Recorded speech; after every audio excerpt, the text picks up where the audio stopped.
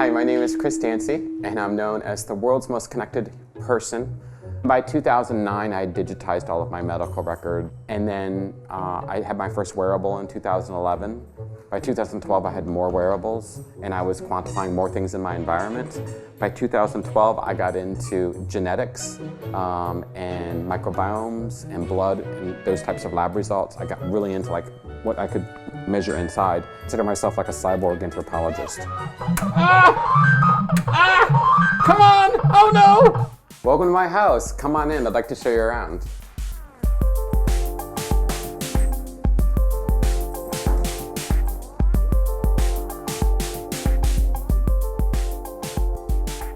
Welcome to Fantasy Island. This shelf is really a bunch of sensors that are redundant and or help me with things that I don't normally need at the drop of a hat. This is a tricorder inspired by Star Trek. So the idea is instead of taking temperature and blood pressure and blood oxygen and all the other things you'd measure, this one sensor could just, like a tricorder in Star Trek, you just click it and it does the measurement and sends the information to your phone. It's that quick. And this pill actually uses this sensor. And the way it works is you take one of these disposable patches, you place the patch on your side, you then swallow the pill with the sensor in it, and it collects the data as it goes through your body, sends it to the patch, and the patch syncs with your phone and sends the data to your phone. So this has a little sensor in it, and you wear it around your waist. I love things you can't see. And then when, like you couldn't see my respiration sensor. And then when it's underneath you, if you start to lean or slouch, it vibrates. So what's great about the capture is it records everything that's being said. So unbeknownst to your friends, like if you're a journalist or something, you just carry it through and it records it. And if there's something you really like, you just double tap on it and it saves that last 30 seconds of what was said.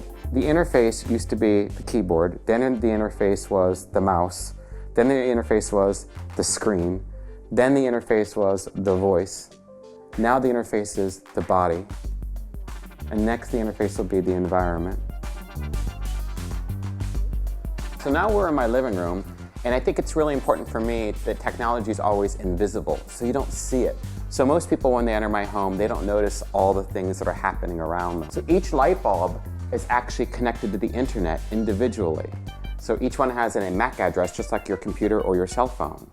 And because they're LED, they can be any color I want. The room and the whole house is connected by a smart thermostat.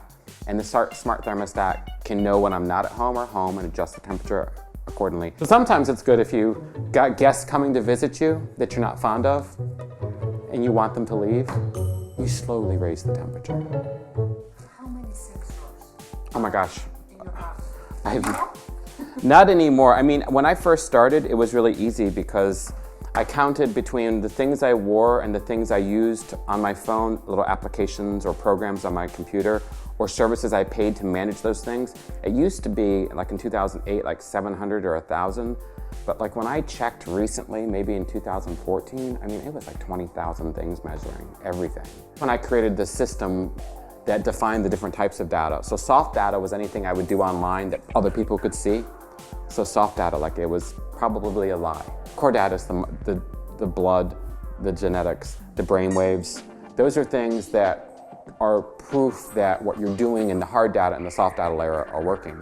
So what started out to be a weight loss project really became, could I make myself a superhuman project? Without putting chips in my body or eating special diet, could I just start to engineer myself to be kinder, to be slower, to be able to give people empathy, to make them feel loved in a way that was supported by technology and influenced by these systems, but not controlled or dictated by it. So this is the bedroom. It's a kind of a very spacious room. Next to my bed, I've got my sleep sensor. So this one measures the sound when I'm sleeping, and then movement in the bed with something called a pillow tag that connects to the pillow. Then the next thing I do is check my blood pressure.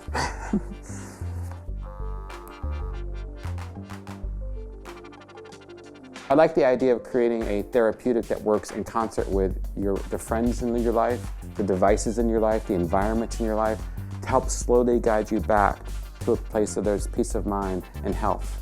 Because so often technology distracts you to the next thing. So in here, it's just a regular looking bathroom. This is another Alexa. And she's good for if I'm in a shower and I forget something, I just yell at her and tell her to tell me something. There's digital scale over in that corner. So that scale is Wi-Fi, so when I weigh myself, that weight goes to my system. My doctors I don't let my doctors have access to any of the health information like my heart rate. I don't let them measure it, I measure it. And then I give them the screenshots. So if they want to know how I'm sleeping or they want to know my body temperature or how much I'm walking or running.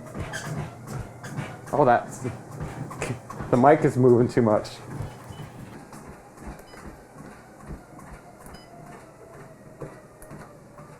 Now we'll do a little EKG to see if we move the heart at all. If I meditate 3 times on morning, afternoon, and evening, 20 minutes, and then exercise for 1 hour. So this is my office. This is where I work. This is where the magic happens, yeah. So in here I can come in, I can just go to Chris Quantified Self. So this will show me today I spent most of my time in Quicken on my bank, on my bank's website, on my bank's mobile app, and business stuff. So you can obviously tell I was paying bills this morning. So I've been super active. Most of my time, most of my calories were well tracked. I was pretty productive. You could see I spent a lot of unproductive time on my computer, like surfing the internet.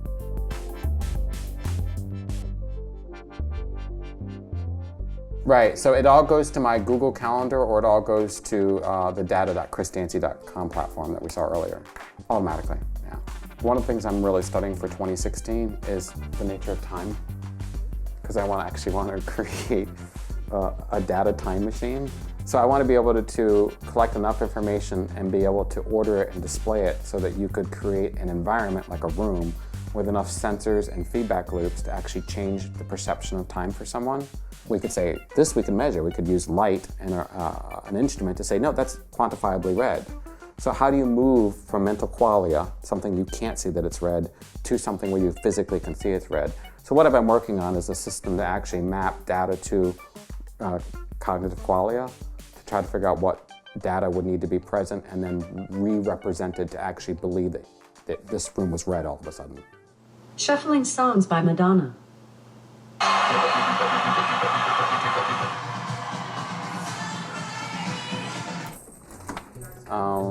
And I eat a lot of foods, like most people, that are similar, but all my foods I've already scanned. So on my phone, inside my food diary, all these things are already there. Scan. And it tells me what the muffin is. So you can see my breakfast from this morning has already been logged. This morning I had orange juice, my omega oil, my English muffin. When I'm abroad, it's a lot harder, partially because I can't control everything. So what I have to do then is I just have to take more time to just get things done. Now, if I'm on just a vacation, I'll always take some time. It's almost like a data cheat day, where I just don't want to do anything. My last trip to Paris a few weeks ago, I didn't log for 2 weeks. Because right now, every relationship I have is mediated through this device. I don't have a friend in the world who doesn't come through this device. They all do. It's the new door. Knock, knock, knock. Oh, you need me? Knock, knock, knock. You want me? Knock, knock, knock. This is what I'm seeing. This becomes the mediator, and then this becomes the mediator. We create new ways to let people in or block them. And I think it's just a dangerous, dangerous precedent we're setting, because in 10 years, children won't have a choice on how technology controls their friendships.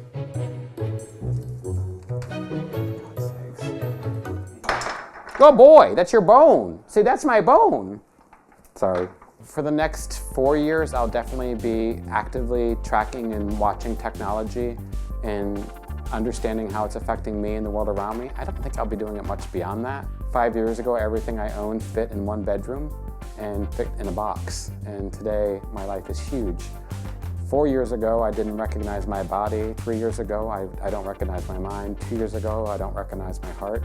So systematically, I'm changing both inside and outside faster than I can even keep up with anymore. Obviously, I'll hit some type of plateau. There's only so much you can learn. There's only so much you can do. That's why the spirituality is really important to me. But, you know, eventually I'd like to run for political office of some sort. I would love to influence policy as it relates to technology. I think we need leadership in the world that understands the importance of what technology can do.